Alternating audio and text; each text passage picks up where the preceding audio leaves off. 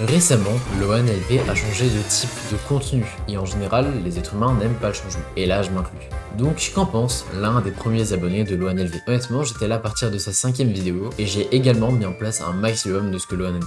J'ai adoré son contenu qui m'a réellement fait m'améliorer, évoluer et changer, passant de quelqu'un qui faisait juste des pompes dans sa chambre, à quelqu'un qui faisait partie d'une tribu, d'une famille, celle du hunter qui nous aspirait à devenir. Il a alors gravi les échelons de YouTube jusqu'à ce qu'un jour, il ait enfin atteint son objectif, celui des 100 000 abonnés.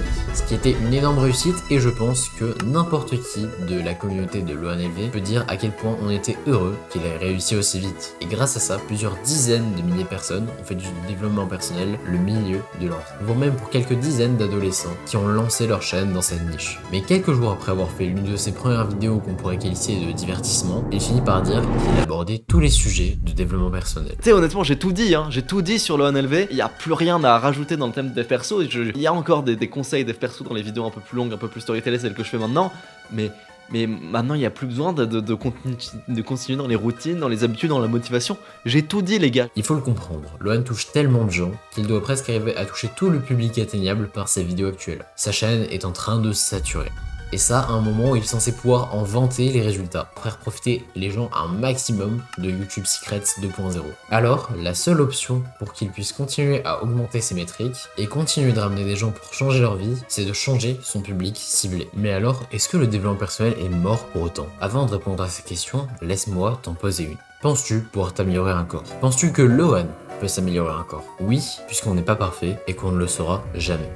Le développement personnel, ça ne se résume pas à mettre des routines en place. Le développement personnel, ça ne se résume pas à augmenter son niveau de vie. Le développement personnel, ça ne se résume pas à être plus heureux. Laissez-moi vous dire quelque chose. Le développement personnel, ça se résume à l'amélioration de soi. Même toi, Lohan, tu as déjà failli remplacer le terme développement personnel par amélioration de soi. Je le répète, on n'est pas parfait et on ne le saura jamais. À cause de ça, on n'aura jamais fini de s'améliorer.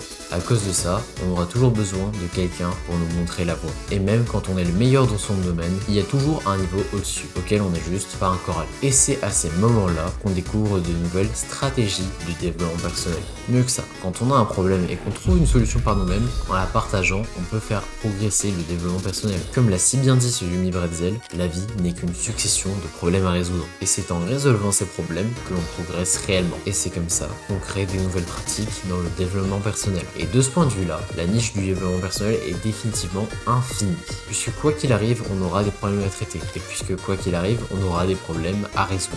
Mais est-ce que c'est pour ça qu'il faut aller dans les commentaires de Lohan se plaindre du changement? Non. Comme on l'a dit plus tôt, pour lui, changer de contenu, actuellement, c'est une nécessité. Et d'après moi, ça fait même plus de place dans cette niche, pour ceux qui sont décidés à bombarder ou sniper efficacement. Donc seuls ceux qui appliquent leurs conseils réellement et seront consistants réussiront. On se dirige juste vers une nouvelle ère de YouTube, de laquelle n'importe qui peut faire partie, à condition de mettre les efforts pour, et pas nécessairement d'utiliser la CB de sa mère pour acheter Merguez Superstar. Et non, je ne suis pas affilié à Merguez Superstar, donc je ne vous parlerai pas de mon lien affilié. Mais j'ai un autre lien qui peut vous aider, celui de mon serveur Discord. On a créé un salon vocal pour toutes les fois où vous voudrez faire des pompes en groupe, et il y a moyen que je me tape souvent la course. Rejoindre le serveur, c'est gagnant-gagnant pour toi comme pour moi. Pour moi, je gagne de l'audience, pour toi, tu gagnes des amis avec qui pratiquer le dev perso.